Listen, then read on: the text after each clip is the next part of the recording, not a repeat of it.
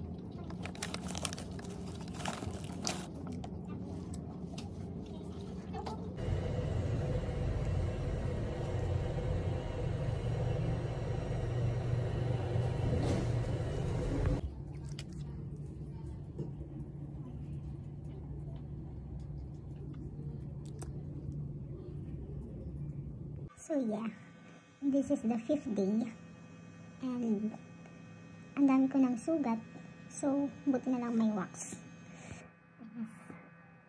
May put wax kasi yung bracket tumatama na sa gums ko and puro ako sugat dito sa taas. So yun, nakakakain ako at nakakapagsalita dahil dito sa wax, so thank you Lord. But so far sobrang hirap na. Actually hindi yung brace yung masakit yung singaw talaga dahil sa bracket na tumatama sa gums.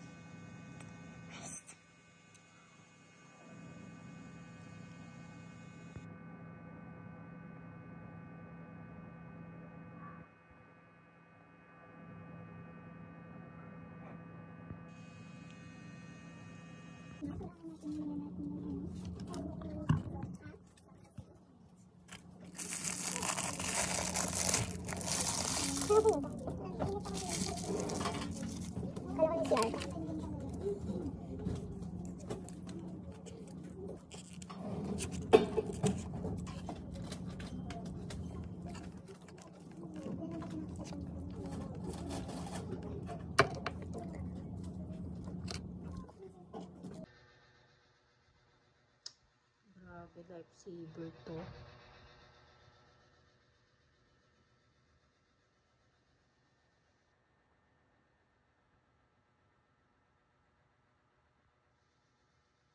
Guys, pang-anim na araw ko na ngayon na naka-brace.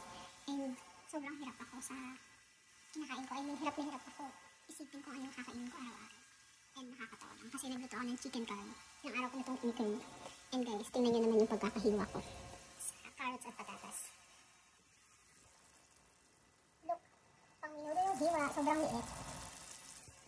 Grabe, kamay ko na kusang mag-ingat. Ngayon ko lang din na-realize nung nilagay ko na yung carrots na ang niluluto ko pa na is chicken curry. Hindi minudo kasi sobrang liit ng hiwa ko sa carrots at patatas.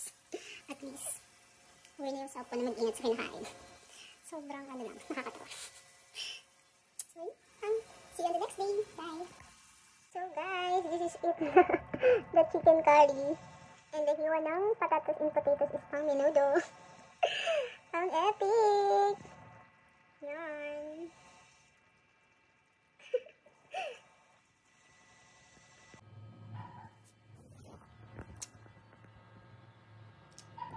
Tinutunaw ko lang siya sa gitna.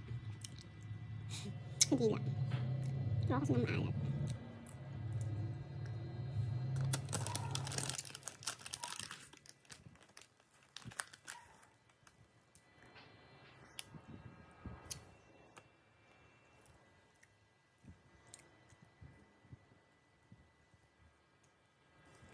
So today is the 8th day.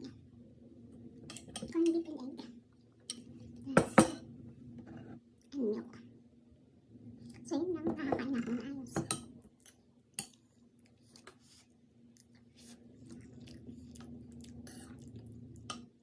So hello guys, just an update. This is the 8th day pa rin. And ayun, nakakatuwa lang kasi ang dami ko nang kumain. So yung experience ko is, for the 1 week experience is, siguro mga first to third day, actually second and third day ko siya naramdaman na mahirap siya at masakit kasi nagkaroon ako ng sugat ng singaw dito sa taas. And buti na lang naka-order na ako sa TikTok noon ng Orthowax. So yun yung nilagay ko dito para hindi ako masugatan. And so far,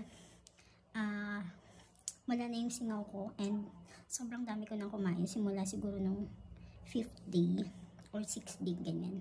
So makikita nyo lang din dito sa video ko kung anong araw yung super hirap na hirap ako. But so far now is wala na. I mean, meron pa rin ng pangingilo pero super dami ko na talagang nakakain. Siguro nakatulong din talaga yung Orthowax kasi hindi na ako nagkakasugat. Though kagabi nilagyan ko yung isa dito kasi sumasabi talaga yung pangil ko ng isang Orthowax. But so far, ayun, okay na. Sana magtuloy-tuloy na to and sana mag-adjust talaga na mabilis yung ipin ko. So, yun lang. Wish me luck, guys.